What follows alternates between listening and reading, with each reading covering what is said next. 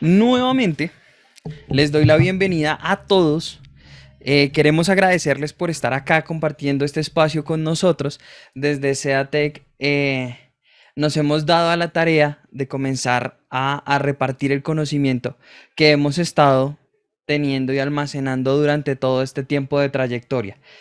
Ya son muchos años de estar en el mercado y lo que queremos es comenzar a compartir todo eso que hemos aprendido, que nos sirve a todos y tener un poco de esa retroalimentación de parte de ustedes.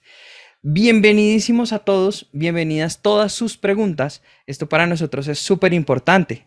Queremos que nos cuenten todas esas preguntas que tienen a través del chat. No las pueden ir dejando y yo me voy a encargar de irselas transmitiendo a nuestro ponente del día de hoy. ¿Listo? Entonces, bienvenidísimas todas sus dudas. No se queden con las dudas, por favor. Pregúntenlas a través del chat. ¿Listo? De parte de todo el equipo de SEA, queremos agradecerles a todos por estar aquí presente y queremos dejarlos con nuestro experto del día de hoy, que nos trae un tema supremamente interesante, supremamente funcional para todo este tema de los cultivos. Quiero contarles que Marcos de Donato va a ser quien hoy nos va a estar ilustrando acerca de todo este tema. Él es profesor investigador del Tecnólogo de Monterrey, es doctor en genética y tiene 20 años, más de 20 años de experiencia en todo el sector. Es una persona que tiene un conocimiento maravilloso acerca de todo esto que vamos a estar charlando. Un gran profesor y una gran persona. Entonces, pues Marcos, pues todos tuyos, bienvenidos. Y nada, nuevamente les recuerdo, todas las preguntas que tengan, por favor, déjenlas a través del chat. Con eso se la podemos ir transmitiendo en ciertos espacios que vamos a determinar. Para eso, al doctor Marcos. ¿Listo? Entonces, pues Marcos, bienvenido también tú. Gracias, Miguel. Bueno, y muchas gracias por la presentación. Esperemos estar a la talla. Ah, estoy seguro que sí. Marcos, ¿tú Voy a desde dónde nos compartir estás hablando? pantalla. Yo actualmente estoy en Italia, pasando unos días con la familia y luego me regreso a México. Ah, buenísimo. ¿Cómo, por favor, confírmenme si Marcos se escucha bien? Escríbanme un Fuerte, uno en el chat si fuerte Marcos y es... claro se escuchan, ambos. Ambos se escuchan muy bien. ¡Listo! Buenísimo. Muchas gracias a todos. Comencemos entonces, Marcos. Ok, voy a comenzar a compartir pantalla. Dale. Me avisan si se puede ver mi pantalla. Listo, por acá te vemos. Muy bien. Bueno, en primer lugar quiero darle las gracias a C Technology por no solo crear este espacio donde ellos han venido creando una cultura de la información en donde además de, bueno, proveer productos que son de muy buena calidad y que cumplen una función muy importante en el sector de la acuicultura, también se han dado la tarea de crear espacios en donde le dan asesoría y generan mucha información para todo lo que es el sector de la acuicultura. Entonces, eso me parece bastante loable de su parte y que además de la función económica, digámoslo así, o de las actividades económicas que tienen, también invierten su tiempo en crear transferir un valor al sector, que es bien importante aportar. En este caso, bueno, yo les traigo aquí una charla que recoge unos conceptos, algunas aplicaciones, algunos datos para que ustedes puedan, en este caso, entender un poco de lo que se trata el manejo genético y de por qué es importante entenderlo para así no sean genetistas, para poder aplicarlo a sus actividades día a día en laboratorio y granja. Entonces, sin más, voy a comenzar. Estos más o menos van a ser los temas que les voy a hablar y si en cualquier momento existe alguna duda o hay algún problema con mi conexión, les agradezco que me lo hagan saber para yo entonces poder tomar nota de ello. Okay. Bueno, en primer lugar, todo de lo que vamos a hablar tiene que ver con la información que se almacena en los organismos. En este caso, bueno, estamos hablando del camarón y la información genética se puede ver como una biblioteca con diferentes libros y esos libros son manuales que utiliza la célula para crear las diferentes estructuras y realizar las diferentes funciones. Entonces, en este caso, la información se encuentra englobada en tomos. Estos tomos son cromosomas que contienen manuales para generar diferentes proteínas y cada proteína va a crear una función o tener una función, una o varias funciones. Cabe destacar que las proteínas pueden interactuar entre sí para crear funciones adicionales. En este caso, el camarón tiene 44 tomos, o sea, tiene 44 pares de cromosomas.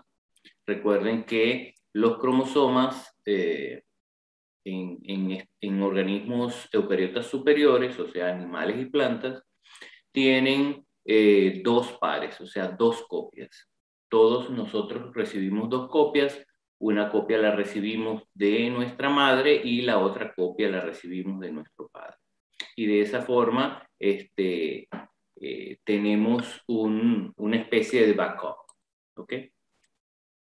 Entonces, algo que quisiera dejar claro, que hoy en día está muy de moda hablar de modificaciones genéticas y de lo que es la ingeniería genética, es que la ingeniería genética es un tipo de modificación genética en el que normalmente se altera de manera artificial y insertando una secuencia de ADN externa al organismo que se está modificando y que hoy en día, bueno, tiene muchísimos,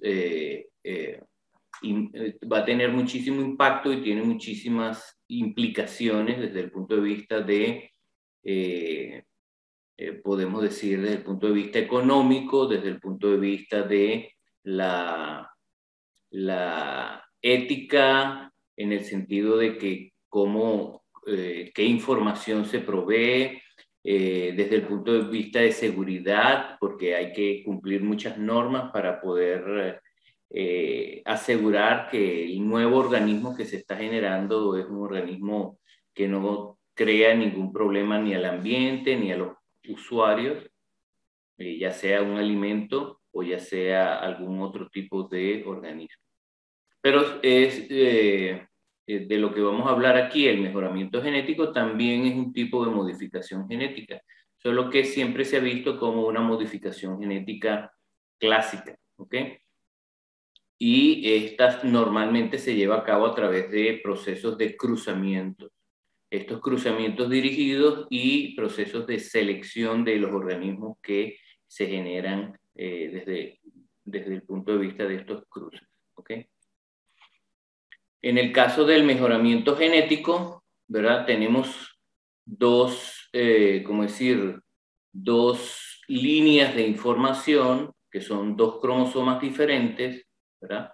Este cromosoma es de un organismo y este cromosoma es de otro organismo, los cruzamos y vamos a tener los cromosomas híbridos en este caso. Resulta que a nosotros nos interesa este cromosoma que está aquí, ¿verdad? Que es, perdón, este gen que está aquí, que nos permite, por ejemplo, crecer más rápido, que el camarón crezca más rápido, pero él está rodeado de un ambiente de genes que nosotros no deseamos, porque de repente nosotros estamos usando líneas que son altamente seleccionadas y funcionan de manera óptima, solo que existe un gen que es de alto interés para nosotros poder agregarlo al acervo genético que tiene el organismo que estamos desarrollando. Entonces, en el caso del método convencional de mejoramiento genético, esto nos genera una estrategia de cruces y luego de muchas generaciones, a través de un proceso que puede ser llamado también introgresión. Eso implica que yo estoy agarrando un gen y luego de eliminar todo lo demás que lo rodea, lo agrego a un grupo de organismos que tengo yo seleccionado. Ahora bien, esto se puede lograr con lo que hoy en día se conoce como ingeniería genética.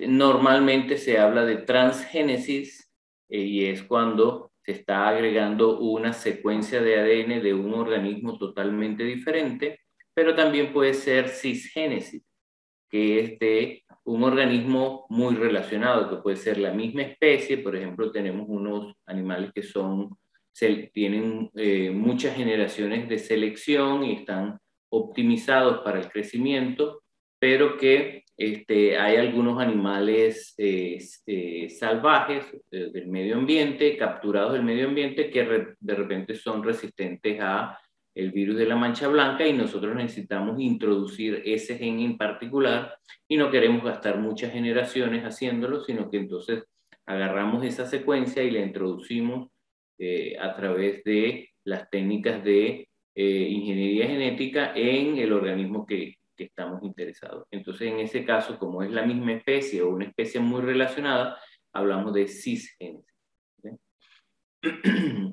Bueno, aquí no vamos a hablar más de eso, solo quería mencionarlo, sobre todo porque hoy en día hay una herramienta que, a pesar de que tiene menos de 10 años de haber sido en cierta forma redescubierta y utilizada para la ingeniería genética, que es el llamado CRISPR-Cas, es una técnica que está creando una gran revolución y quizás va a crear una revolución más allá de lo que la PCR pudo haber creado, que ya es decir bastante. Entonces, por eso se los menciono aquí.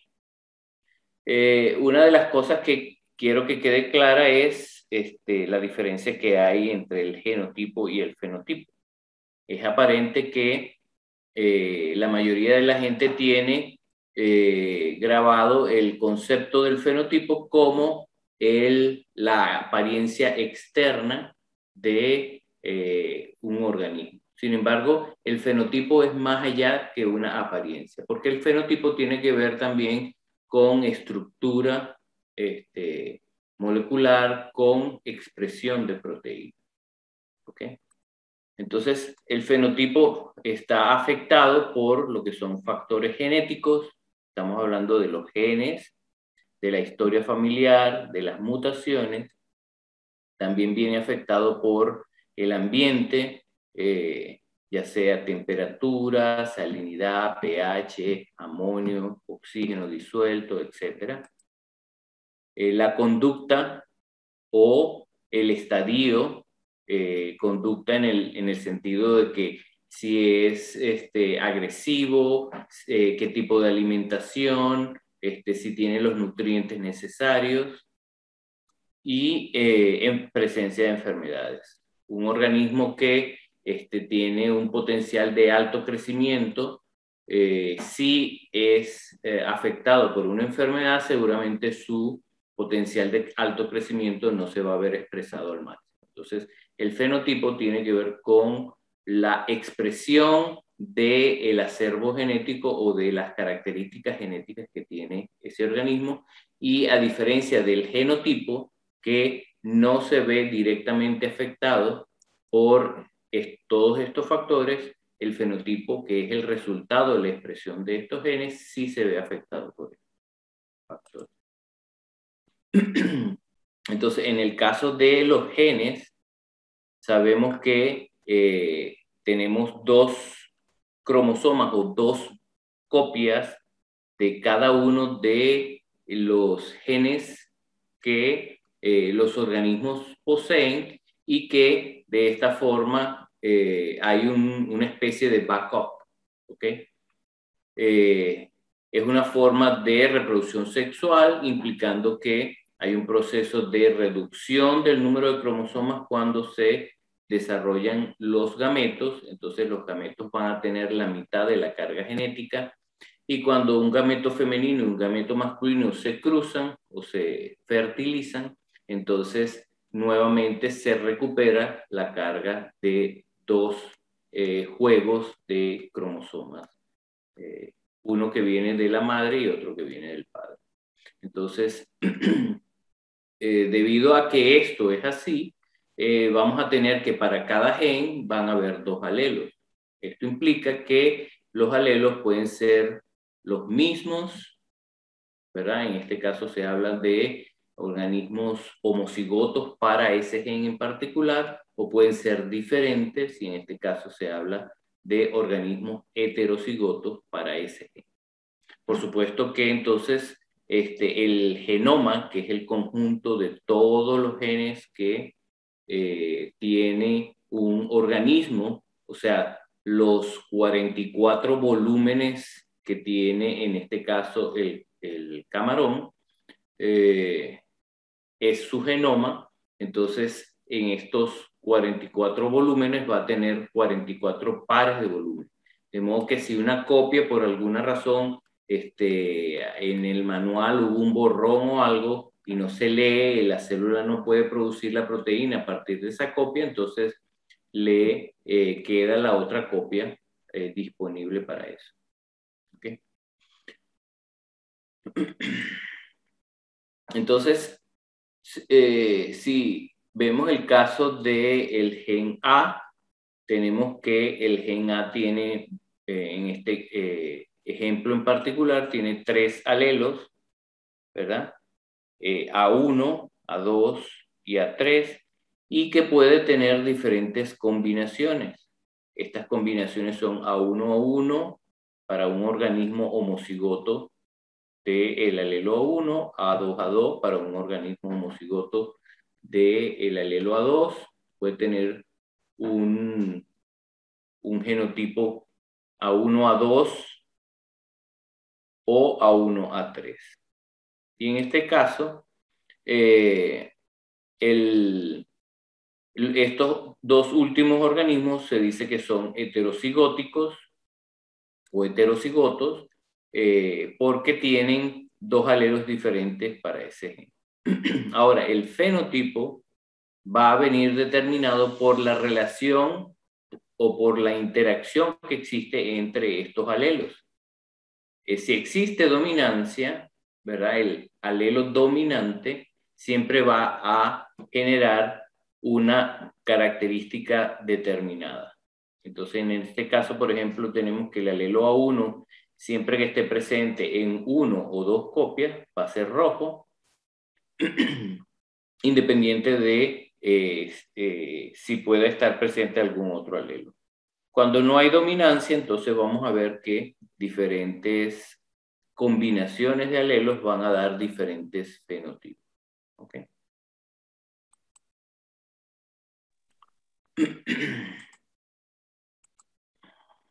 Entonces, en el caso de, bueno, de la acuicultura, ¿qué es en general lo que está, como decir, cuál es el interés principal que hay en cuanto al desarrollo de la mejora genética? Sabemos que hay diferentes factores que están afectando actualmente la acuicultura, entre ellas, si las ponemos en orden de importancia, diría yo, hoy en día podemos hablar de las enfermedades, que son una de las que causan mayores pérdidas, ¿verdad?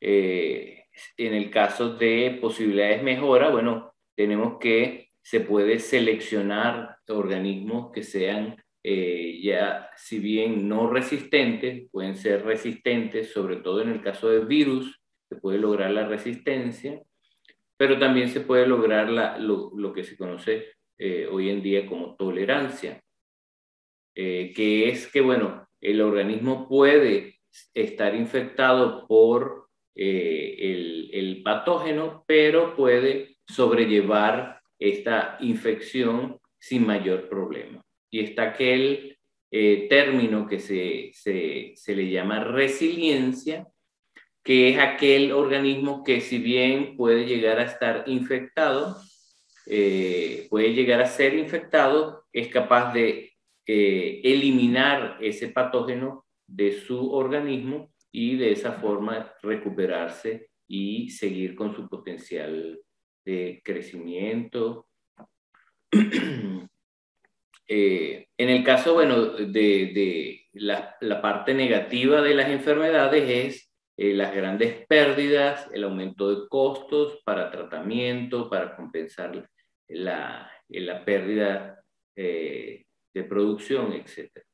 En el caso de crecimiento, bueno, tenemos que el poder alcanzar un mayor crecimiento nos ayuda a generar mayor número de ciclos, o sea, reducimos los costos fijos y en general a mejorar la productividad del sistema.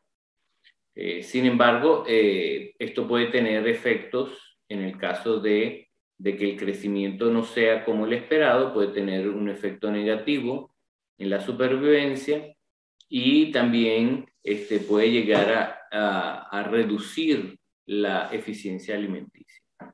La conversión alimenticia, bueno, los costos se ven reducidos significativamente porque uno de los mayores costos en la producción acuícola es el alimento, pues.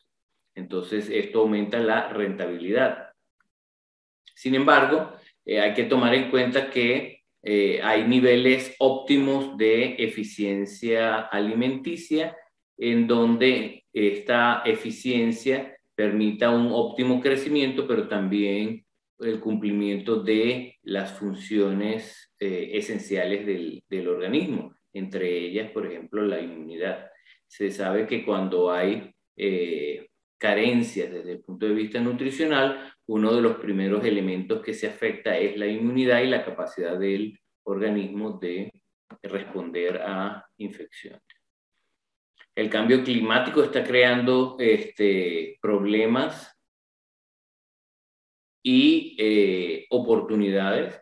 En el caso de el calentamiento global, está permitiendo que algunas áreas que eran muy frías para el cultivo de camarón ahora sean posibles cultivarlas. Sin embargo, esto también puede generar aumento de enfermedades, producto de que las temperaturas ahora van a favorecer el crecimiento de microorganismos y que van a crear estrés en los organismos de cultivo que van a hacerlos quizás más susceptibles a estas posibles patógenos. Y de altas densidades, bueno, tenemos que poder generar sistemas de cultivo a altas densidades, permite crear sistemas más eficientes desde el punto de vista de producción y desde el punto de vista de costos. Sin embargo, estos son posibles caldos de cultivo para brotes epidémicos y para la aparición de enfermedades, sobre todo enfermedades no comunes. Entonces, en las perspectivas de la acuicultura, se está dirigiendo hacia la tecnificación del cultivo, con lo que hoy en día se conoce como la industria 4.0, que es básicamente la automatización de los procesos, uso de sensores y monitoreo remoto. Prevención de enfermedades. Hoy en día las herramientas moleculares para el diagnóstico son clave para poder hacer un buen manejo y la implementación de elementos que permitan la prevención de riesgos de infección, como el sistema HACCP, aunado con procesos de detección molecular, permite que la producción acuícola pueda ser llevada de manera más eficiente y más predecible. La nutrición, hoy en día se está trabajando muchísimo en lo que son probióticos, prebióticos, moléculas funcionales, micronutrientes, nanoencapsulados, fuentes alternativas de alimentación, fuentes sustentables de alimentación, etc. Y bueno, hoy en día los costos de lo que es las bases de alimentación son un factor bien importante que afecta la rentabilidad del cultivo, que es algo que también se está trabajando muchísimo. Y por último, y lo más interesante desde el punto de vista de esta charla, es el uso de la información genómica aplicada al mejoramiento genético. De eso vamos a hablar un poquito más. Y bueno, básicamente, cuando hablamos de mejora genética, esta mejora genética es una estrategia que ha venido siendo aplicada desde hace bastante tiempo, y quizás uno de los mayores exponentes, por lo menos en el caso de plantas, fue Norman Borlaug, que se le atribuye a lo que se conoce como Green Revolution, aunque hay algunos quienes están en contra de este Green Revolution, pero la verdad es que Norman Borlaug recibió el Premio Nobel de la Paz por haber sido un científico clave que generó políticas que ayudaron a salvar, se calcula que por lo menos 1.000 millones de personas de hambre, a morir de hambre. Entonces, esto creó un antes y un después de la producción de alimentos. Y bueno, para comenzar hablando de selección y de mejoramiento genético, aquí les traigo un ejemplo de lo que puede hacer la domesticación y la selección a lo largo del tiempo. Se sabe que el Canis lupus, de donde provienen todas las razas de perro, se domesticó hace unos 10.000 años, es lo que se estima.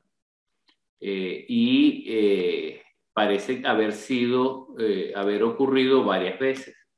Lo que sí es interesante es que a partir de una sola especie se han originado una gran variedad de formas, colores, tamaños distintos. Y esto es un elemento bien importante porque nos permite entender hasta dónde podemos llegar en muchos casos con este tipo de estrategias. ¿Okay? Sin embargo, bueno, no estamos nosotros aquí dispuestos a esperar 10.000 años para empezar a ver resultados de este tipo. Entonces, por eso hoy en día se usan estrategias que son altamente eficientes para poder llegar a obtener productos que sean eficientes y rentables y sustentables. Entonces, ¿cómo funciona la mejora genética? Bueno, en general, en toda población vamos a tener individuos para una característica en particular, vamos a tener individuos que van a estar en el promedio, van a haber individuos de bajo rendimiento y van a haber individuos de alto rendimiento. Entonces, la mejora genética básicamente funciona haciendo una selección en donde se escogen los mejores individuos de esa población como los progenitores de la siguiente generación. Pero uno de los factores que es bien importante, ¿verdad? Aquí es lo que significa la heredabilidad. O sea, cuánto de la característica que queremos mejorar es afectada por factores genéticos y se puede pasar de una generación a otra. Y esta heredabilidad entonces nos va a decir si nosotros podemos generar una mejora significativa generación tras generación. Y esto se mide en un valor que va desde 0 a 1. Y hay formas de calcularlo desde el punto de vista estadístico, matemático, bastante preciso. Y bueno, si en el caso de que nosotros tengamos una característica que tuviera una heredabilidad de 0, esto significa que la característica no se va a mejorar con el paso del tiempo. Siempre vamos a tener una población que se va a parecer en su distribución igual a las poblaciones anteriores. Entonces, por ejemplo, en el caso de los cerdos, nosotros quisiéramos que los cerdos tuvieran, en vez de 2 patas delanteras y 2 patas traseras, tuvieran 4 patas traseras. ¿Por qué? Porque las patas traseras son las que producen el jamón. Sin embargo, no existen animales que tengan esa característica, y si nosotros tratamos de seleccionar a ese tipo de animales, nunca lo vamos a lograr, y porque no es una característica que sea heredable. ¿Ok? Doc, Sí. aquí una interpelación. Para las personas que están haciendo las preguntas ya en nuestro chat, recuerden, todos pueden hacer las preguntas a través del chat, las vamos a ir transmitiendo en la medida de lo posible, ¿vale? Entonces, si te parece, hagamos una pausita aquí un momentico y vamos respondiendo 2 preguntitas que tenemos. ¿Te ¿Seguro? parece? Sí, sí, sin problema. Listo, por aquí Gerardo Villanueva nos pregunta, ¿qué opinas de formar 2 o 3 familias consanguíneas con diferentes cualidades y después cruzarlas para producir híbridos esperando obtener las características seleccionadas en la familia? Sí, esa es una estrategia que se utiliza. Sobre todo se utiliza mucho en plantas, porque en plantas puedes tener líneas altamente consanguíneas sin ningún problema. En el caso de los animales es un poquito más complicado, porque la consanguinidad los afecta mucho más de lo que puede afectar a las plantas. Y por ende se ha utilizado la selección de líneas, pero sin llegar a tener organismos altamente consanguíneos. Por ejemplo, en el caso de los cerdos, se utiliza mucho generar líneas. Hay líneas maternas, líneas paternas, y que estas líneas se entrecruzan, sobre todo para generar lo que se conoce como el vigor híbrido. ¿Okay? Entonces, sí es una estrategia que se utiliza, solo que hay que tener mucho cuidado con los niveles de consanguinidad. De eso vamos a hablar. De eso vamos a hablar más adelante. Listo. Última pregunta aquí que tenemos rápidamente en el chat. Nos cuenta también Gerardo. Gerardo, perdón, no te quiero cambiar el nombre. Sí, Gerardo, que dice que está en un proyecto de mejora genética en tilapias y calcula que se va a tardar 15 años aproximadamente. Más o menos, ¿cuánto le costaría en dinero hacerlo con ingeniería genética? Pregunta él. El problema de la ingeniería genética es que es prácticamente una lotería, ¿ok? Te puedes sacar el número a la primera que la juegues, o te puedes sacar el número luego de 15 años de desarrollo. Entonces, es una estrategia mucho más dirigida, pero también tiene muchos elementos que son aleatorios, que tienen que ver, por ejemplo, el gen que vas a insertar funciona bien con el genoma, el gen que vas a insertar se va a insertar en un sitio que va a ser expresado. Una vez que esa expresión se genere, esa expresión va a obtener la característica que sea deseada, etc. Entonces, esos son elementos que hay que tomar en cuenta al tratar de decidir, bueno, me voy a ir por esta línea o me voy a ir por otra línea. Y ahí se lleva mucho investigaciones previas que se hayan hecho. ¿Okay? Listo. Bueno, nuevamente recordarles que pueden hacer sus preguntas a través del chat.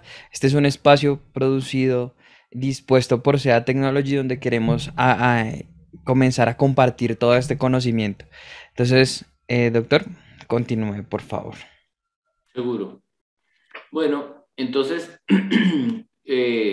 si nosotros llegamos a tener una heredabilidad que sea de 0,5, o sea, de un 50%, vamos a ver que en el caso de la generación siguiente, vamos a tener el promedio de la progenie, de la distribución para la característica que estamos seleccionando de la población progenie, va a estar intermedia entre el promedio de la población original y el promedio de los padres seleccionados. ¿Okay? Y en un caso óptimo, que es muy poco común, es que podamos tener una heredabilidad de 1 y que el promedio de los padres sea exactamente igual al promedio de la población progenie. En estos casos, bueno, son muy pocos los que ocurre de esta manera. La mayoría de los valores de heredabilidad están en las características que se conocen como de alta heredabilidad, tienden a ser entre 0.4 y 0.6.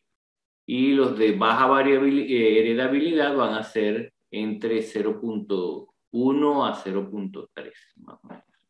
¿Okay? Y esos de baja variabilidad es donde más importancia va a tener el uso de estrategias como uso de herramientas moleculares, cruces para sacar lo que se conoce como vigor híbrido, etc. Entonces, yo hice una presentación hace ¿qué sería? Como unos 20 años, y en general preguntaba que qué querían los acuicultores. Creo que esto no ha cambiado mucho, ¿verdad? Básicamente quieren un animal que crezca muy rápido, que coma muy poco, que no se enferme nunca, que requiera muy poca atención y que sea muy apetecible. ¿Ok? Entonces, básicamente es lo que quiere todo acuicultor. Sin embargo, bueno, esto no necesariamente serán objetivos alcanzables, sobre todo si se quiere que los organismos tengan todas estas características, ¿verdad? Hoy en día estamos viendo que va a ser muy difícil que tengamos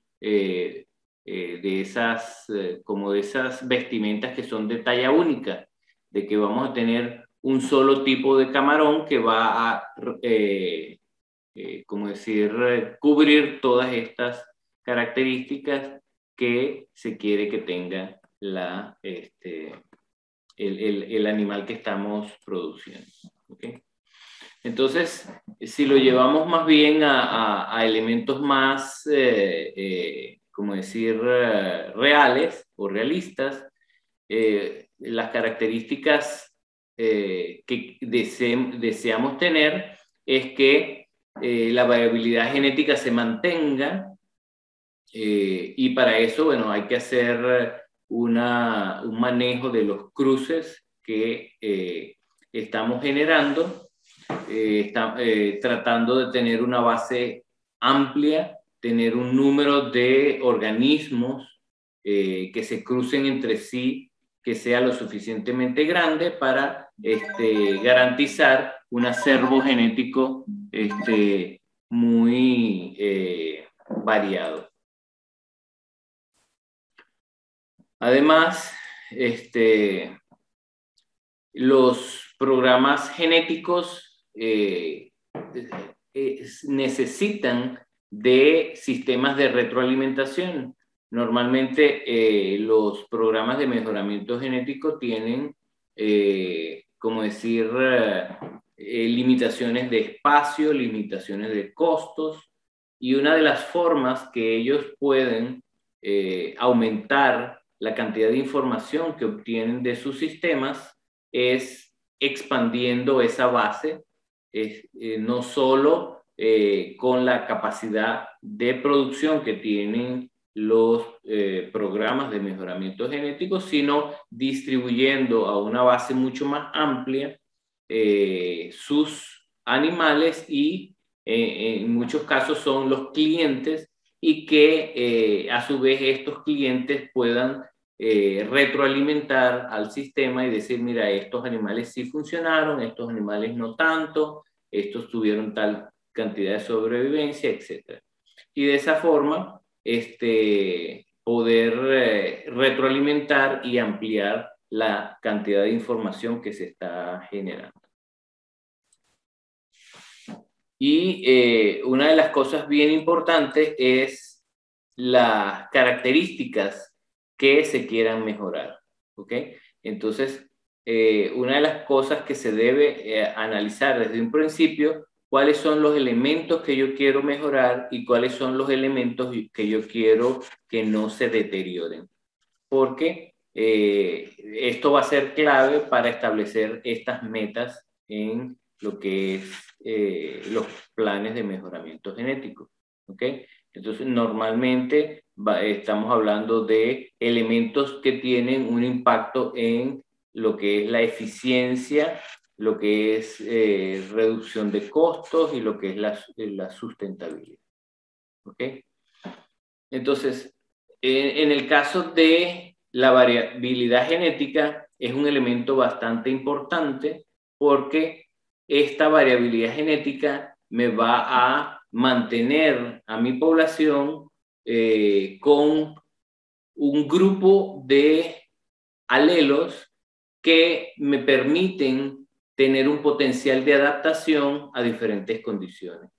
Si yo tuviera poblaciones que son altamente consanguíneas o con muy poca variabilidad genética, entonces el problema que pudiera tener es que cualquier cambio en el ambiente va a hacer que estos individuos, estos organismos no se puedan adaptar y que tenga grandes pérdidas por altas mortalidades. Entonces siempre es importante contar con un acervo genético suficientemente grande. Ahora, ¿qué afecta esta variabilidad genética? Bueno, la forma como tú hagas los cruces, si lo haces entre individuos relacionados o no relacionados, esto va a afectar generando mayor o menor variación. También la selección, el tipo de selección que apliques, normalmente la selección disminuye lo que es la variabilidad genética porque tú estás tratando de eliminar todos aquellos alelos que no son, desde el punto de vista productivo, económicamente rentables. Lamentablemente, siempre estás también impactando la variabilidad genética general, ¿ok? Entonces, por eso los esquemas y las metas de selección tienen que estar muy bien monitoreados para que la presión de selección no sea lo suficientemente alta como para reducir demasiado la variabilidad genética. ¿Okay? Otra característica o elemento que puede reducir de manera significativa la variabilidad genética es lo que se conoce como deriva génica. Y básicamente se produce por una reducción importante en el número o en el tamaño de la población. Y esto es producto de que al tener poblaciones muy pequeñas, básicamente estamos tomando una muestra muy pequeña de lo que se conoce como este pool de genes. ¿Ok? Y una forma de aumentar la variabilidad genética es a través de migración. En este caso, bueno, como son poblaciones que se manejan de manera artificial, la migración se ve a través de importar individuos de otras poblaciones totalmente no relacionadas y que puedan aumentar la variabilidad genética de estos organismos. Esto tomando en cuenta los temas de bioseguridad, ya que en muchos casos se ha visto que es una forma importante de introducir nuevos patógenos en las poblaciones que se tenían.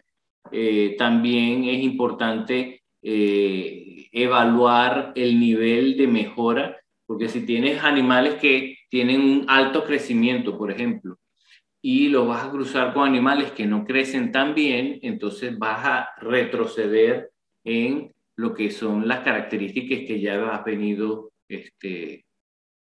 mejorando. Entonces, hay que tener en cuenta esos elementos. Ahora, ¿cuáles son los esquemas de mejora genética que se utilizan más hoy en día?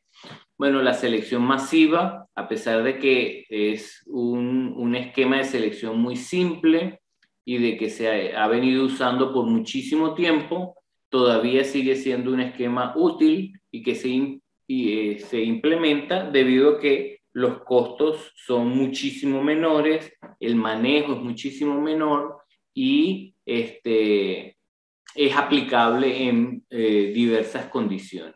Sin embargo, bueno, tiene bastantes limitantes en el sentido de que siempre vas a tener, es como decir, una selección a ciegas, porque no sabes exactamente cuál es la relación que existe entre los individuos que están siendo seleccionados, ya que en muchos casos se han hecho estudios con marcadores moleculares y se ha visto que hay una gran tendencia de que los mejores organismos de una población tengan altos niveles de relación, o sea, ya sea que sean hermanos completos o que sean individuos relacionados podemos decir como primos hermanos o primos segundos, etc. Y esto, bueno, va a incrementar los niveles de consanguinidad de manera muy rápida. ¿Okay? Entonces, en los casos donde se implementa la selección masiva, una forma de compensar esto es generar estrategias de selección masiva en donde se pueda ingresar nuevas líneas o nuevos elementos que aumenten la variabilidad genética. Dos, utilizando herramientas moleculares que te permitan medir los niveles de consanguinidad y de variabilidad genética, y de esta forma compensar un poco esta estrategia de selección que es un poco a ciegas. Está la selección familiar, en donde se hace un seguimiento bien definido de lo que son los cruces, y entonces se lleva a cabo esta información a través de programas de pedigrí y que hacen que sea un programa o un método bastante eficiente para controlar lo que son los niveles de consanguinidad. Igual, bueno, hace falta de vez en cuando hacer medición de los niveles de consanguinidad a través de herramientas moleculares, pero en este caso se utiliza mucho más de manera controlada los cruces, y por ende ya tú puedes hacer cálculos de los niveles de consanguinidad que son bastante aproximados. Y como dije, están también los niveles o los esquemas de selección de líneas donde tienes grupos de organismos que tienen una relación o un nivel de consanguinidad un poco mayor. Hace selección intralíneas para mantener las líneas separadas desde el punto de vista de lo que es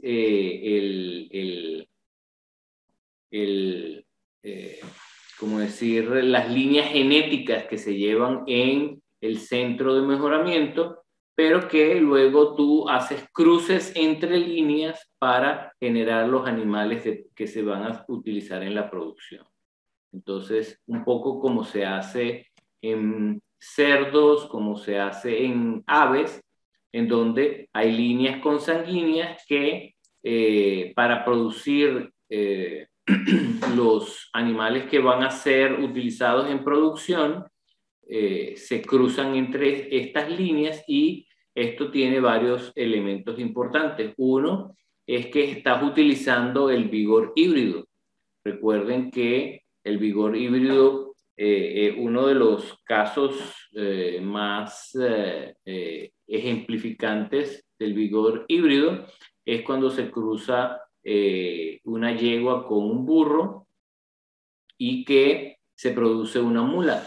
Esta mula tiene características que, desde el punto de vista de la eficiencia de uso de este animal, son características mejoradas de ambos padres. Y entonces va a tener una capacidad de carga muchísimo mayor que cualquiera de la madre o del padre. Y esto es lo que se busca cuando se hace cruce de líneas aprovechando el vigor híbrido. Sin embargo, el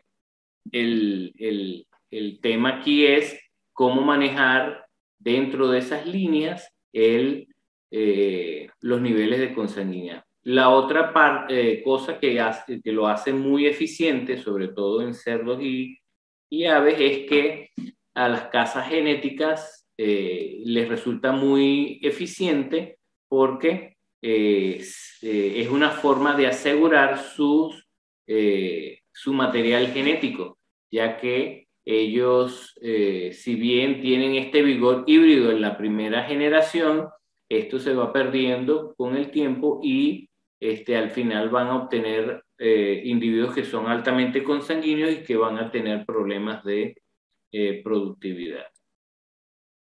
Hoy en día se está utilizando mucho lo que se conoce como la selección genotípica, sobre todo en animales terrestres, pero ya se viene aplicando con bastante fuerza en organismos cultivados en acuicultura.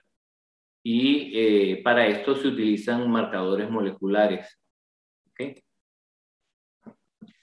Este es un ejemplo que tomé prestado de Raúl, en donde se hacía una selección de familias y que en este caso se estaba seleccionando a las mejores familias que mostraban mayor crecimiento.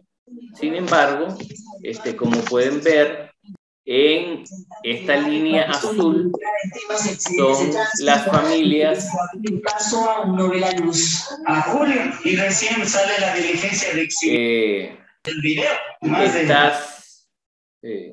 Estas familias, esta línea azul son los promedios de las familias, pero la línea amarilla son los mejores individuos de cada familia. Entonces, como verán, hay familias que tienen un promedio muy bajo, sin embargo, hay individuos que son sobresalientes y en estos casos, recuerden que estamos hablando del fenotipo, en este caso, bueno, el fenotipo de crecimiento, que no necesariamente está directamente relacionado a su genotipo. Sin embargo, estos organismos de una u otra forma lograron desarrollarse de manera muy eficiente, crecieron muy bien y entonces algunas características genéticas tendrán que les permiten desarrollarse mucho mejor que aquellos de familias mejor, con mejor genética. ¿Ok? Entonces, algunas estrategias que se pueden utilizar, y esto fue una de las cosas que nosotros en el pasado discutimos, es que, bueno, si bien vamos a escoger las mejores familias, también podemos escoger organismos sobresalientes de familias que no van a ser seleccionadas. Y de esta forma se matan dos pájaros de un solo tiro, que es asegurarse de tener individuos sobresalientes en las siguientes generaciones, pero a la vez también mantener en cierta forma la variabilidad genética que exista en las generaciones futuras.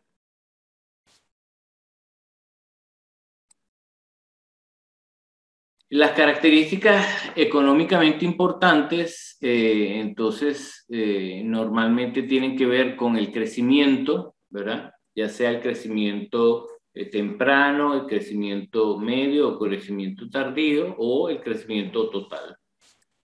También la resistencia a patógenos, y esto puede ser a diferentes patógenos como mancha blanca, el síndrome de mortalidad temprana, el IHHNB, entre otros, y que puede hablarse de resistencia, de tolerancia, de una mayor sobrevivencia o de resiliencia.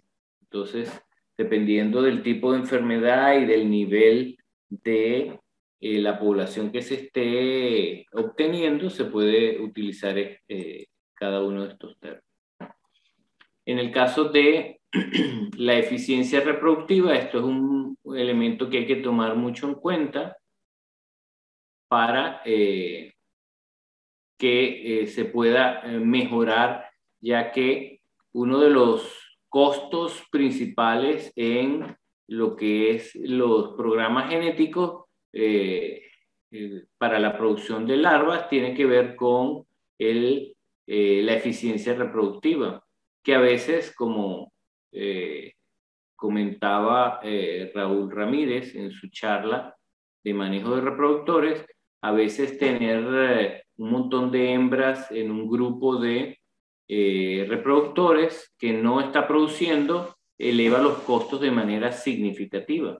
Entonces, esto es algo bien importante que hay que medir. La supervivencia real medida en condiciones de cultivo. Sobre todo, uno de los temas importantes aquí es que la sobrevivencia se puede estimar de manera bastante precisa, ya que a veces los esquemas de conteo de organismos que se siembran no son muy precisos, y entonces a veces los niveles de sobrevivencia son o subestimados o sobreestimados, dependiendo de cómo se realice el conteo. Y también hay que tomar en cuenta las condiciones ambientales donde se lleva a cabo estos sistemas de cultivo. ¿Tenemos alguna pregunta, Miguel?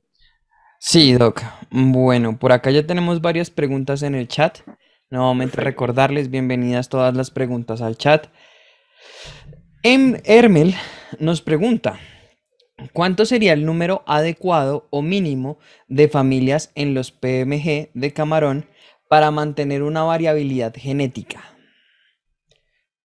Sí, bueno, eso es la pregunta del millón de lochas, del millón de dólares. Eso va a depender mucho del sistema que estés generando, ¿verdad? Se dice que, bueno, una población que tenga más de 1000 reproductores puede tener un nivel, hablando del tamaño efectivo de la población, puede tener un nivel aceptable, pero que con el tiempo va a necesariamente a ver reducida la variabilidad genética. Ahora, si tú tienes espacio y quieres que no se te reduzca de manera significativa en el tiempo, bueno, vas aumentando a 2.000, 3.000, 4.000, dependiendo de los espacios con que cuentes. Entonces, es una respuesta relativa, tomando en cuenta que tienes que manejar costos, tienes que manejar espacios, tienes que manejar volúmenes. También tiene que ver con el tipo de selección que hagas. Si haces la selección de familias de manera estricta, si haces selección intrafamiliar, todos esos elementos van a sumar en lo que es por ejemplo, cuántos individuos tienes por cada una de esas familias. Ok. Bueno, César nos pregunta, para iniciar un programa de mejora genética para un determinado carácter, ¿cuál es el número mínimo de familias para comenzar dicho programa? Sí, bueno, igual que la pregunta anterior, tiene mucho que ver con cuánto estamos dispuestos a invertir. Por ejemplo, el primer programa con que yo empecé a trabajar en Camarones tenía 50 familias y de esas 50 familias nosotros nos quedábamos con 20, o sea, era un 40% de presión de selección. Luego participé en otro programa en donde queríamos seleccionar unas 150 familias y quedarnos con unas 50 familias. En este caso la presión de selección era 30%. En otro íbamos a seleccionar 200 familias y nos íbamos a quedar con 40. En este caso era un 20% de presión de selección. Entonces va a depender también de eso, ¿okay? De los costos, de los tamaños, de la inversión, de los espacios. Ok, bueno, Edras nos pregunta, tengo entendido que en el mejoramiento genético del camarón existe un antagonismo entre crecimiento y resistencia a enfermedades. Y nos dice que le gustaría saber el por qué.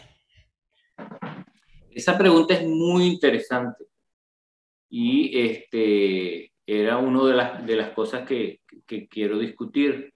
Tiene que ver con, básicamente, con la limitación bioenergética, ¿ok?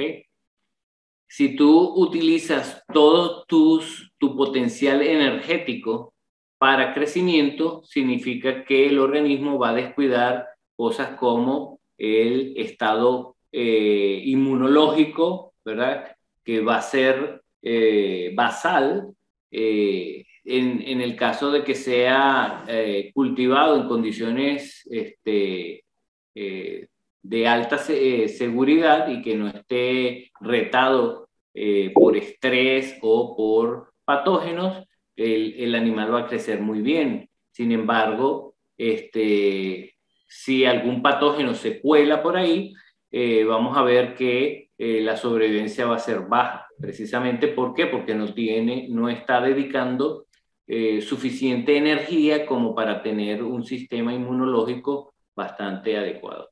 Además de que hay otras funciones que tienen que ver con la producción de quitina en su caparazón, que genera una barrera. El comportamiento también tiene que ver. Si es un comportamiento muy pasivo, favorece el crecimiento, pero, por ejemplo, puede favorecer también la predación, etc.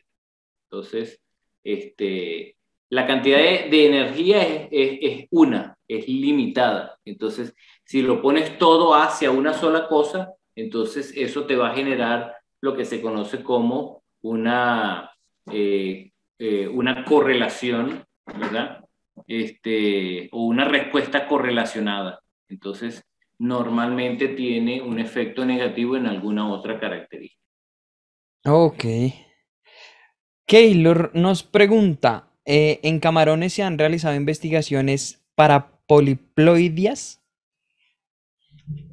Sí se ha hecho muy incipiente, pero hasta donde sé, nadie ha podido avanzar al respecto. Desde hace muchísimo tiempo se ha tratado. porque en otros grupos de animales, por ejemplo los moluscos, se ha visto que la poliploidía ha generado animales mucho más grandes, ¿okay? De mejor crecimiento. Pero en camarones parece que hay algún tipo de problemas genéticos de poder alcanzar ese tipo de nivel de ploidía más que diploide. Ok. Bueno, esas son todas. Hermes, ya respondimos la pregunta también. Eh, Nuevamente les recuerdo a todos, este es un espacio hecho por SEA Technology. Bienvenidas todas sus preguntas al chat. Y nada, continuemos. Ok, bueno, continuando y hablando, retomando lo que hablábamos, ¿cuáles son los límites del mejoramiento genético? Bueno, vamos a ver que lo que podemos alcanzar en el caso de la foto que veíamos de los diferentes razas de perros, podemos ver que se puede generar una gran variedad diferente de formas, tamaños y color y características. Sin embargo, desde el punto de vista productivo, hay que tomar en cuenta que hay características que alcanzan, como decir, su nivel máximo de mejora, y esto normalmente ocurre porque la selección natural interviene y lleva a un nivel, como decir, máximo en lo que se pueda mejorar. Por ejemplo, en el caso de crecimiento, siempre que tú obtengas un animal que invierta la mayor parte de su energía en crecer, vas a tener un buen crecimiento. Sin embargo, cuando empiezas a comprometer algunas de las funciones que no están relacionadas con el crecimiento, pero que son vitales para el organismo, entonces ya ahí la selección natural empieza a eliminar aquellos organismos que crecen muy rápido, pero que a la vez descuidan esas funciones que son vitales. ¿Okay? Por ejemplo, en el caso, para verlo más, como decir, más palpable, hay un problema en el caso de los bovinos, ¿verdad?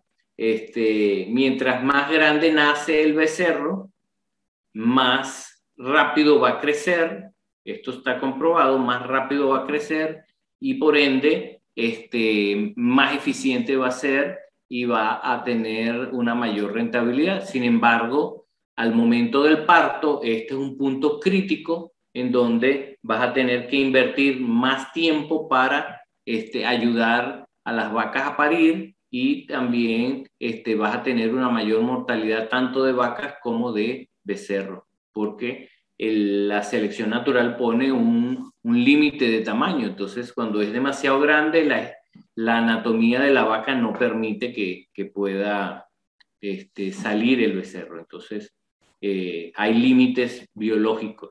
¿Ok? Lo que hablaba de la respuesta correlacionada, ¿verdad?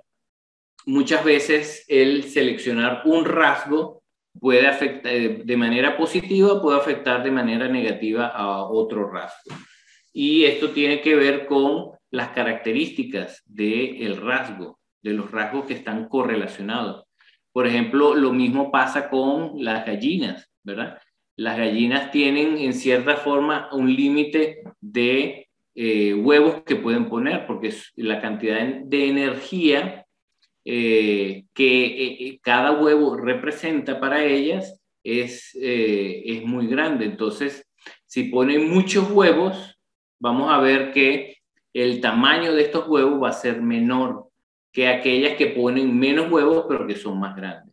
Entonces, en este caso hay una respuesta correlacionada en donde si enfocamos hacia mayor número de huevos, vamos a tener huevos más pequeños. ¿Ok? Y en el caso de las características de mejora en condiciones óptimas, ¿verdad? Y con máxima eficiencia y rentabilidad, imponen también límites, lo que hablábamos de la bioenergética y la biología.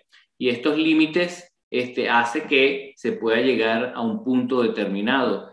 Por ende, es muy difícil tener un animal que tenga un muy rápido crecimiento, pero que a la vez sea resistente a el estrés ambiental de, por ejemplo, bajo oxígeno, alto amonio, bajo o alto pH, patógenos, etc. ¿Por qué? Porque, bueno, la bioenergética está limitada, pues, y dependiendo del tipo de selección que hagamos, ese organismo va a emplear más energía en una característica o en otra. Un caso particular que es utilizando Drosophila, que ha sido uno de los modelos de selección que se ha venido utilizando desde hace muchísimos años. Por ejemplo, ilustra qué pasa con la selección. En este caso, un experimento que hicieron hace más de unos 25 años. Ellos seleccionaron líneas de alto crecimiento, de alto número de pelos y de bajo número de pelos. Y ellos observaron que cuando dejaban de seleccionar, el número de pelos se reducía en la línea de alto número. Y esto es porque, en este caso, la selección natural está haciendo que se reduzca el nivel, porque esto permite que entonces los organismos que tengan menos pelos son más eficientes desde el punto de vista biológico. ¿Ok? Cuando se retoma la selección se puede volver a los niveles anteriores, pero fíjense ustedes que llega a ese límite y más allá de ese límite no logra pasar. ¿Ok? Entonces se establece un nivel máximo.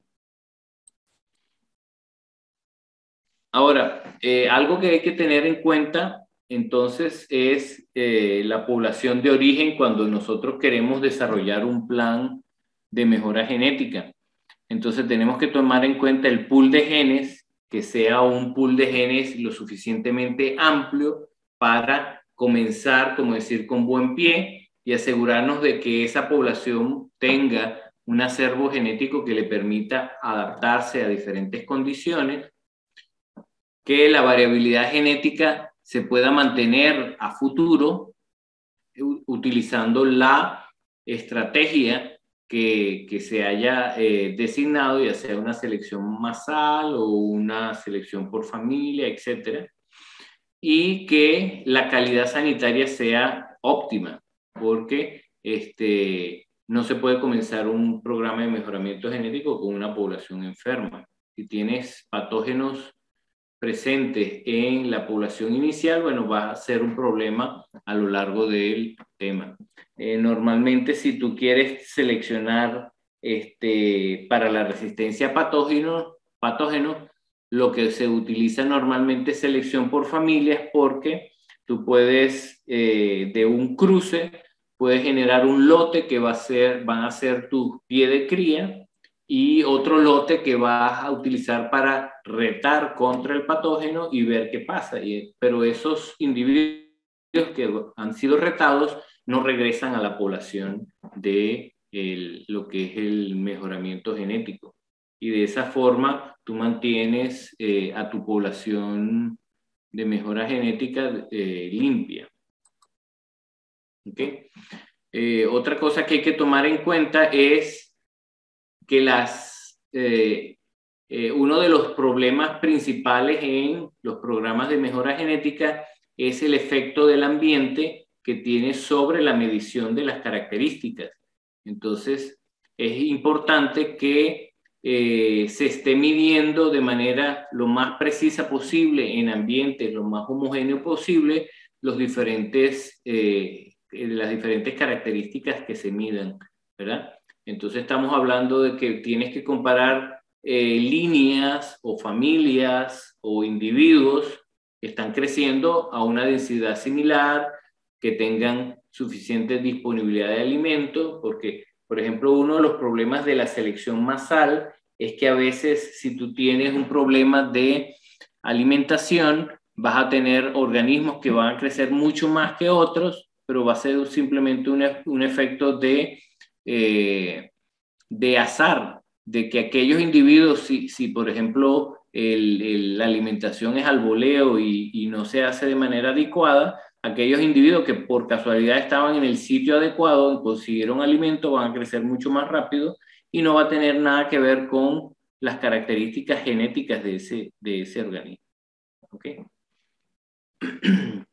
Entonces tenemos que tomar en cuenta todos estos factores para asegurarnos de que estamos midiendo de manera más precisa posible las características que queremos mejorar. Otra cosa que tenemos que tomar en cuenta es la selección, el tipo de selección. Si se quiere medir la selección de manera directa, por ejemplo, normalmente esto se puede hacer con características que son medibles en animales vivos, como el crecimiento, supervivencia. Pero si queremos medir características que se tienen que medir en animales muertos o que generan animales enfermos, entonces tenemos que hacer una selección indirecta. Entonces, por ejemplo, si queremos medir, hacer selección, que es algo que se ha hecho, selección de la proporción de la cola del camarón con respecto a la cabeza, muchas veces tienes que pesar el músculo y ver qué proporción de músculo te da el animal, y esto implica que lo tienes que sacrificar. Entonces a veces una vez que lo sacrificas ya no lo puedes utilizar como reproductor.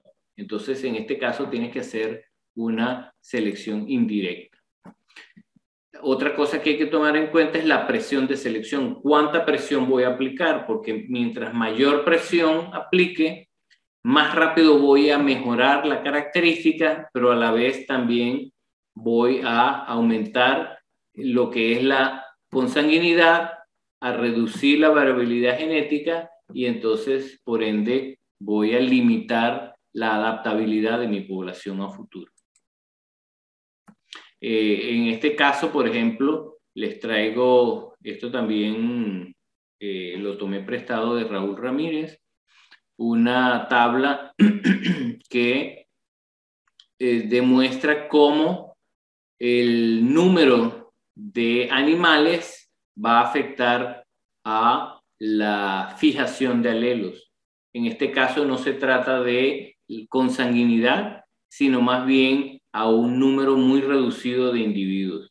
Y se puede ver que a medida que el número de individuos se reduce, la probabilidad de fijación se hace mucho mayor. Entonces ahí vamos a estar perdiendo alelos y vamos a quedar con poblaciones con muy baja variabilidad genética.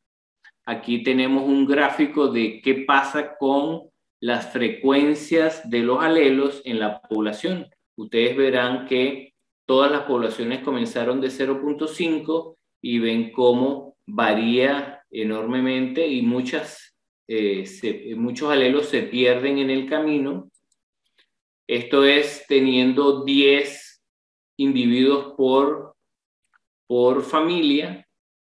Esto es teniendo 100, aquí hay un error, teniendo 100 individuos por familia. Y aquí pueden ver, bueno, los mismos gráficos con 20, 200 y 2000. ¿Ok? Esto también ayuda un poco a responder qué pasa con la variabilidad genética y cuáles son los números ideales para mantener la variabilidad genética a largo plazo. ¿Ok? Recuerden que el tiempo en genética se mide por número de generaciones y no por días, meses o años. Aquí podemos ver qué pasa con la variabilidad genética luego de que hay un evento que reduce significativamente la variabilidad, y vemos que en muchos casos puede llevar a la extinción, o sea que las poblaciones tienen altos niveles de mortalidad, puedes tomar suficientes, como decir, manejos de modo que puedas recuperar en cierta forma la variabilidad genética, pero es muy difícil que puedas regresar a los niveles originales porque los alelos que se perdieron ya no se van a recuperar. ¿Ok? Y la consanguinidad, que es uno de los factores que hemos venido hablando y que es bien importante, tiene mucho que ver con tanto la reducción de la variabilidad genética, pero también tiene que ver con la aparición de problemas desde el punto de vista genético gracias a el aumento significativo de los organismos homocigotos. ¿Ok? En este caso, bueno, si nosotros tuviéramos una población que se reproduce de manera extrema, como en plantas, vamos a suponer, que ocurre por autofertilización, vamos a ver que las frecuencias de los alelos se va a mantener en el tiempo. Sin embargo, la frecuencia de los individuos homocigotos va a aumentar generación por generación. Y vamos a ver que va a llegar un momento en que todos los organismos van a ser homocigotos, ya sea de un tipo o de otro tipo. Si, por ejemplo, estos organismos que son a minúscula, tienen algún problema genético, como deformidad, como problemas de crecimiento, vamos a tener que todos estos individuos van a morir o van a tener un crecimiento muy limitado. Entonces, esto va a afectar a la población en lo que se conoce como depresión por consanguinidad. ¿Ok? Y aquí les traigo un ejemplo de casos que se han estudiado en mamíferos, donde se midió el porcentaje de normalidad de los espermatozoides, en este caso, bueno, de normalidad correlacionado con los niveles de heterocigosidad, o sea, a mayor consanguinidad, menor es el porcentaje de espermatozoides normales. Y esto es solo una de las características, ¿okay? Y aquí se ve que hay una correlación en dos poblaciones de lince y en una población de ciervo. Y esto se ha registrado en diferentes organismos. Entonces se sabe que afecta elementos como características reproductivas, que afecta la sobrevivencia, afecta incluso la respuesta inmunológica. ¿Okay? Un estudio que hizo Robert Doyle, bien interesante, en el 2016, tomó información publicada de diferentes fuentes y hizo una correlación donde determinó que había un efecto importante entre la consanguinidad y la capacidad de resistir infecciones. Y entonces él encontró que la consanguinidad aumenta significativamente la incidencia, la prevalencia y la letalidad de infecciones por mancha blanca, IHHNV y EMS. Él asume que este efecto es producto de la reducción de la variabilidad genética de los genes del sistema inmune. Otro estudio que hicieron en el 2007 encontraron que altos niveles de consanguinidad puede afectar la sobrevivencia, sobre todo en poblaciones de camarones que se criaron en condiciones de estrés. Y que los efectos de consanguinidad y supervivencia son tan importantes que han sido utilizados desde hace bastante tiempo como una forma de mantener, como decir, la inversión genética que las compañías genéticas tienen. De modo que, por ejemplo, ninguna compañía genética te va a vender su acervo genético a un solo cliente. Normalmente vende animales que van a funcionar muy bien, pero que van a funcionar muy bien a corto plazo y que si los reproduces internamente a largo plazo van a funcionar muy bien. Otro estudio del 2014 encontró que existe un efecto negativo en los rasgos económicos, especialmente el crecimiento, y asume que hay que maximizar la diversidad genética para que la reproducción sea exitosa. Y otro estudio dice que es necesario utilizar un sistema de pedigrí para prevenir la disminución del tamaño efectivo de la población y mantener la variabilidad genética. En este caso, ellos utilizaron microsatélites y demostraron que los marcadores moleculares son muy útiles para poder monitorear lo que es la variabilidad genética y la consanguinidad en las poblaciones. Y un último estudio determinaron que había una correlación entre el número de alelos que se tenía en la población a lo largo de las generaciones. Y a medida que se pasaban las generaciones, había una reducción importante en el número de alelos. O sea, la variabilidad genética se reducía significativamente. Esto en poblaciones seleccionadas de manera masal. Y por último, bueno, esto es un programa con datos de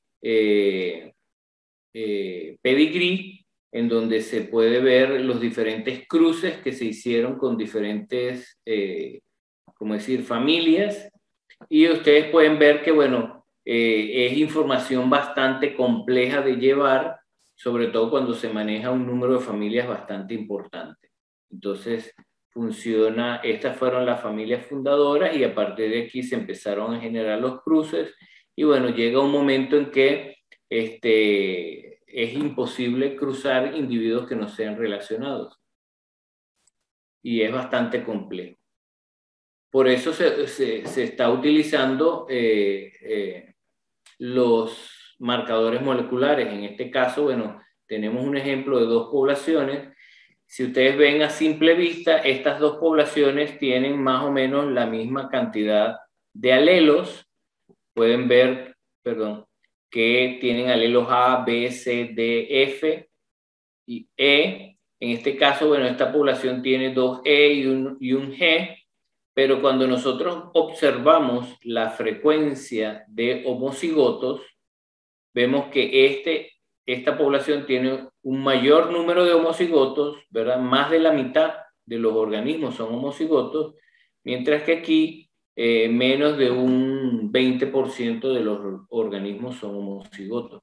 Entonces, esta población tiene mayor variabilidad genética y seguramente no está afectada por consanguinidad, y esta, aunque tiene una variabilidad genética similar, un poco más baja, pero que sí está afectada por la consanguinidad.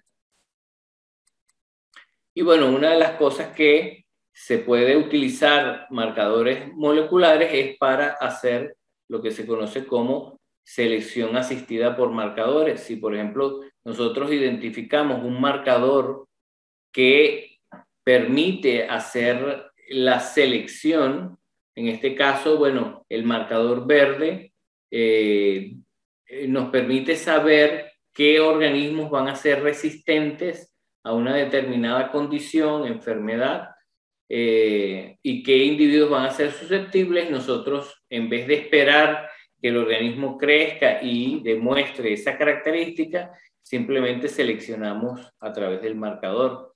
Y esto hace que la selección sea muchísimo más eficiente en cuanto a la precisión, pero también en cuanto al tiempo. ¿Okay?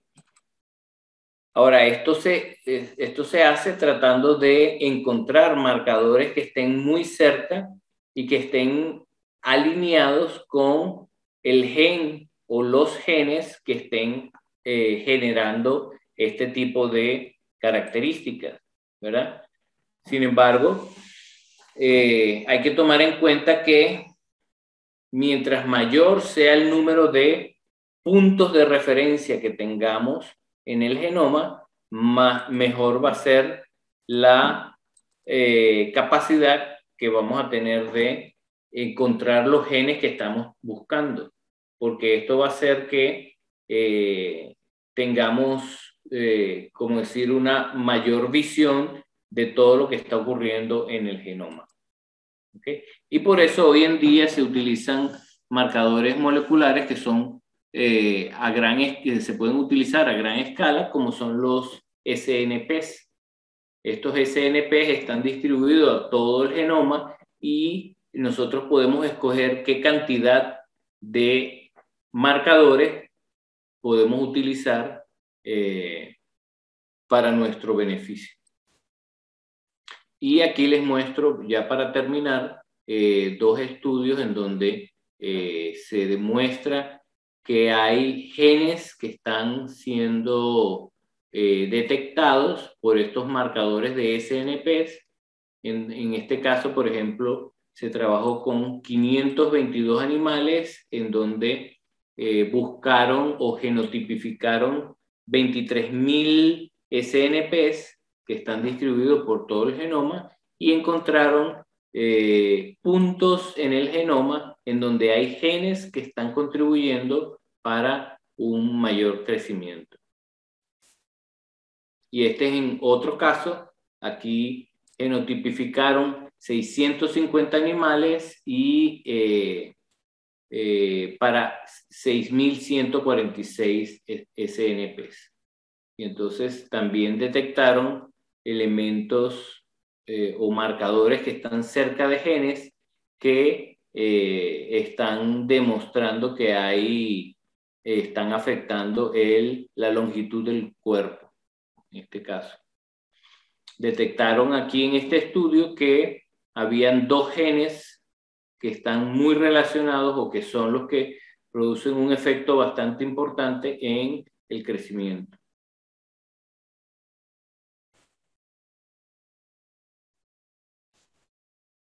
Y estos son varios de las publicaciones en donde se han utilizado marcadores de este tipo.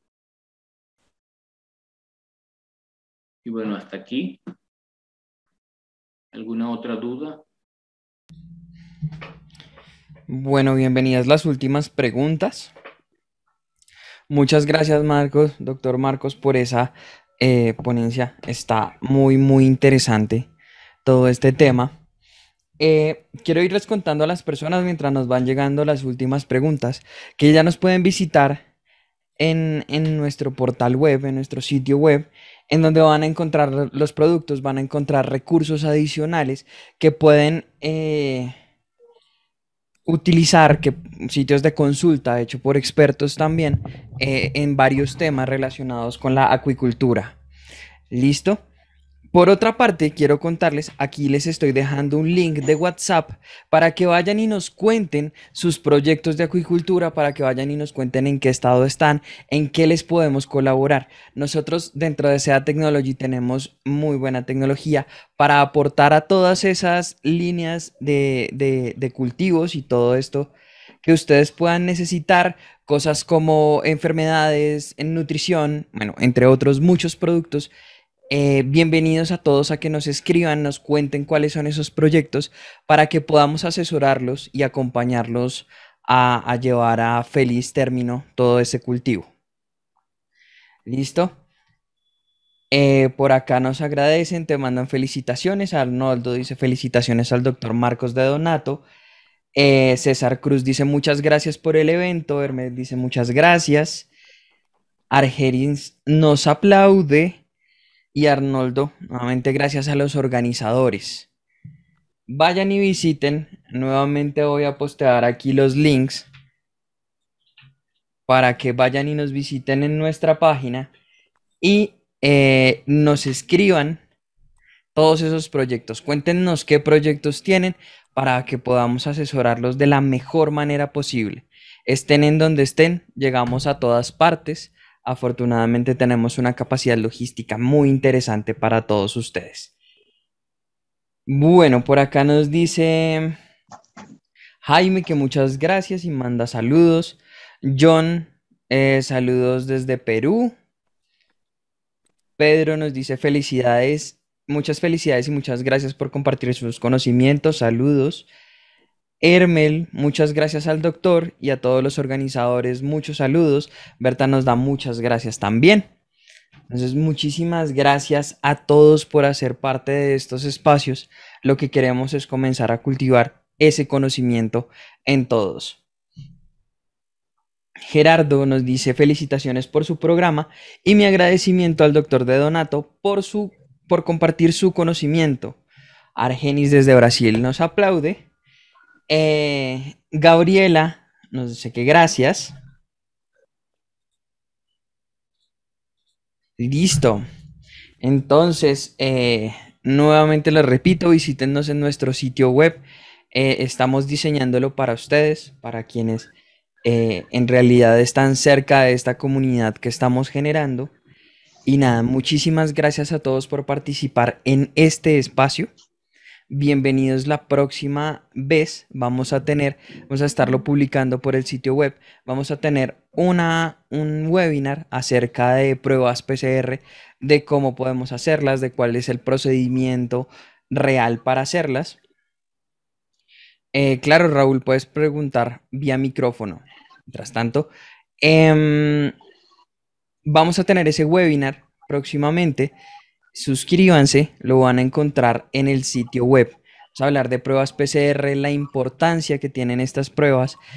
Como ya bien nos lo ha explicado el doctor Marcos, las enfermedades que ataquen nuestros cultivos pueden ver en gran medida afectados, pueden hacer afectaciones en gran medida a nuestros resultados. ¿Listo? Raúl, ¿ibas a preguntar algo? Sí, gracias por permitirme por esta vía. Tranquilo. Marcos, y creo que muchos de nosotros que estamos siempre atentos de la tecnología disponible o que se está desarrollando, en este caso, la tecnología CRISPR-Cas, siempre me ha llamado la atención porque sabemos que algunas veces los valores de heredabilidad son dependientes de la posición de los genes involucrados en el fenotipo, en la posición de los cromosomas, y que cuando ocurren los fenómenos de meiosis y hay esta reorganización de genes, los que están más lejos del centrómero tienden a ser menos heredables y los que están más cerca de las regiones centroméricas, por haber menos porcentaje de recombinación en estas zonas, son mayormente heredables, es decir, pueden con mayor probabilidad se expresan en las siguientes generaciones. ¿Tú crees que esta tecnología CRISPR, ya con todos los conocimientos del genoma del camarón, a futuro se puede identificar estos genes relacionados con crecimiento, con resistencia a enfermedades y puedan ser movidos? Porque no sería transgénesis, sería sencillamente mover el gen de la posición, en alguna posición lejana del centrómero hacia una posición cercana al centrómero y que pueda ser heredable. ¿Ves eso a futuro que se puede hacer en cultivo de camarón? Eso se pudiera hacer, claro. Desde el punto de vista teórico es factible, sobre todo porque hay elementos de control de la expresión que inhiben, por ejemplo, como en el caso de el gen de crecimiento, de la hormona de crecimiento del salmón, que se pudo meter en de una especie diferente y entonces escapar de los de la regulación y de esa forma tener salmones que crezcan mucho más rápido. En este caso se pudiera un cambio de localización, como tú dices. Somas en donde hay genes, son regulados o son apagados utilizando lo que es la compactación de la cromatina. Entonces, de esa forma apagan todos los genes que estén ahí y se separa el proceso que estos genes están, como decir, lo que son su función. Yo lo veo factible a largo plazo. Y estos, yo entiendo que hay manipulación genética, no hay, no es transgénesis, pero sí es manipulación genética. ¿Tú crees que comunidades como, o tan organizadas como la Unión Europea acepten un producto que ha sido manipulado de esta manera? Sí, bueno, creo que va a tomar algo de tiempo, sobre todo conocer mejor estos organismos, porque, por ejemplo, hay un gen que favorece la entrada de la mancha blanca en el camarón. El poder apagar este gen por un proceso de mutagénesis, en donde se utilice, por ejemplo, CRISPR-Cas para mutar ese gen y apagarlo, haría que ese organismo fuera resistente a la mancha blanca. Sin embargo, esto entra dentro de las definiciones de la Unión Europea de organismos genéticamente modificados.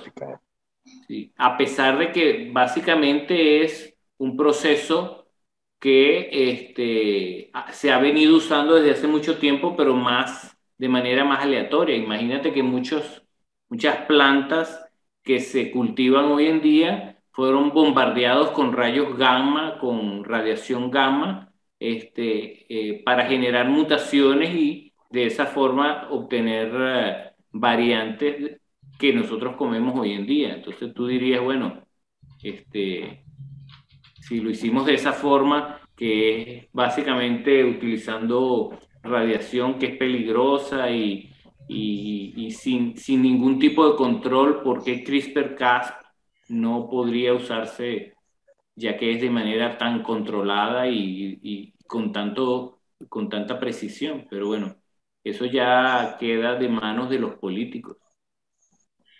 Gracias, Marco. Muy A la buena. orden, Raúl. Listo, bueno, vamos a estarles enviando una grabación de este webinar a sus correos electrónicos el día de mañana. De paso, los invitamos a que se suscriban en nuestro boletín, se llama Biotendencias, en donde vamos a estar compartiendo todo lo que vamos haciendo mes a mes con todos ustedes para que puedan estar al tanto de las nuevas tecnologías, de lo que vamos haciendo, todo este contenido y todo este conocimiento para que lo tengan. Muchísimas gracias a todos, muchísimas gracias a Marcos de Donato. Por favor, síganos en nuestras redes sociales como arroba Seatec Panamá. Listo. Y muchísimas gracias a todos. Bueno, Marcos, muchas gracias gracias. Miguel nuevamente por la invitación y gracias a todos por la asistencia. En Muchísimas verdad, gracias a todos. agradecido. Listo. Bueno, chao para todos.